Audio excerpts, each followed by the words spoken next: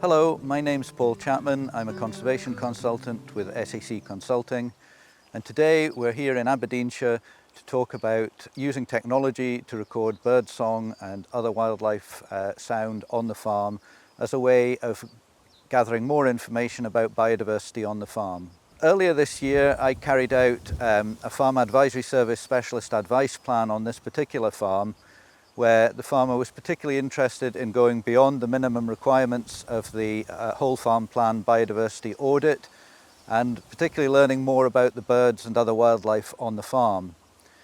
On this farm they had already been using the Merlin bird app on their mobile phones, which quite a few farmers are using nowadays, and other people as well, just to learn more about birdsong and the birds around them.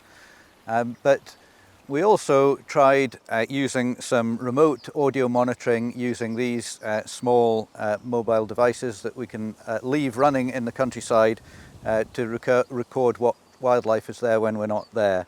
The Merlin bird app on the mobile phone is very popular because it's very easy to use. It links to a database of bird songs.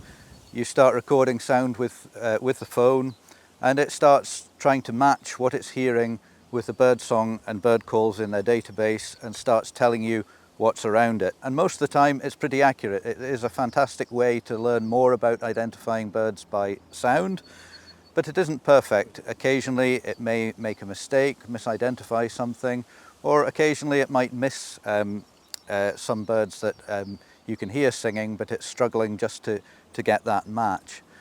The other major drawback with Merlin, of course, is that you can only use it when you're there with your mobile phone, so it's just taking a snapshot at one point in time. If you want to get a more comprehensive view of what is there on your farm, you'll have to use something that's running more or less continuously 24 hours a day, because some birds will only be singing at night, or very early in the morning or in the evening, and we can't be there all the time. And that's where remote audio monitoring comes in, because you can leave these things at one location on your farm and leave them running for a day, a week, a month, and just leave it picking up while you're not there, and then analyse the results at the end. So this particular remote audio monitoring device is called an Audio Moth. There are one or two other similar devices available. It's essentially inside the waterproof case. It's a small circuit board with a microphone built in, 3 AA batteries running it, and a tiny memory card to record the bird song.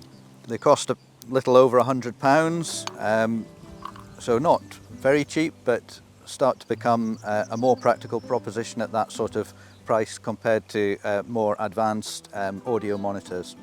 There is a certain amount of setup required with these types of monitors. You have to use some software on computer to connect to the recorder and set up how you want it to record. So firstly, you can choose whether it's recording things like birdsong in the audible spectrum, or whether it's going to be recording bats, which requires the ability to record at much higher frequencies. You can record just at night, or just during the day, or just at certain times of day when you are expecting birdsong to be most common. Generally speaking, you wouldn't leave one of these monitors running just continuously non-stop 24 hours a day. You generally would want to take samples throughout the day, so you might set it to run for a minute or so every 10 or 15 minutes. And that should be sufficient to pick up most of the birds that are in that area without producing overwhelming amounts of data to then have to analyse. And then you have to take it, the data back, load it up into a computer and run it through some software to analyse and find out what it's recorded. I imagine a lot of farmers might be wondering why they would need to be looking at using this sort of technology, because it goes beyond the minimum requirements of the whole farm plan biodiversity audit.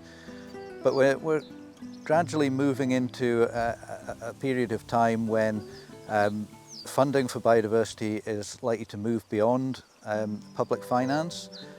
There is increasing interest in private money coming in to pay for biodiversity enhancement, natural capital. And the better baseline farmers can get of the biodiversity on their land, the better position they may be in to take advantage of those opportunities should they arrive in future.